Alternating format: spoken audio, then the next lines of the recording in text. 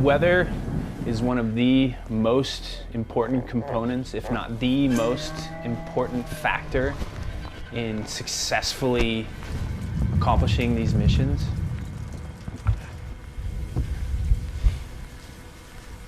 Here's some tape on all the knots.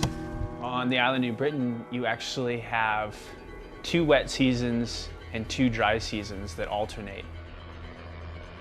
We were trying to get into the Beriman River at the very end of the dry season, but in looking for the end of the dry season, you're also sort of risking getting into the beginning of the wet season. Not only did we have a feeling it was going to get worse, generations of locals there are telling us that this is what happens, is that the rainy season starts and it only starts to rain harder. So this one container is a water type, but only floating come down. So now we believe it's a water type because this one container turn around. The wet season was coming on, and it was coming on strong, and what we were seeing is that there was a very good possibility that we could have a flash flood. Just made it over to Pomeo district over on the south coast. It rained all night here, rained all night. Started at 6 with 6 to 9, thunder and lightning with rain, and then it rained probably right up until we just showed up right now. And so in that way we got lucky that it stopped raining. We actually got here, but definitely concerning. So we'll just have to go up the river, take a look, check the levels. It's a day-by-day thing.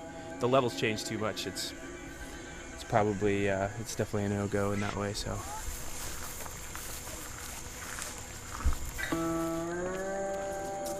The Beriman has history of flash flooding. There was an incident where a week or more of tropical downpours induced a landslide high up in the drainage.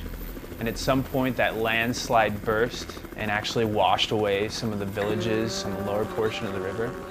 We could see that history, even though it happened more than a decade ago, we could see it immediately when we flew into the river because the scour line, the line at which the water had completely wiped out the vegetation in this tropical area, was in some places more than 100 feet above the river.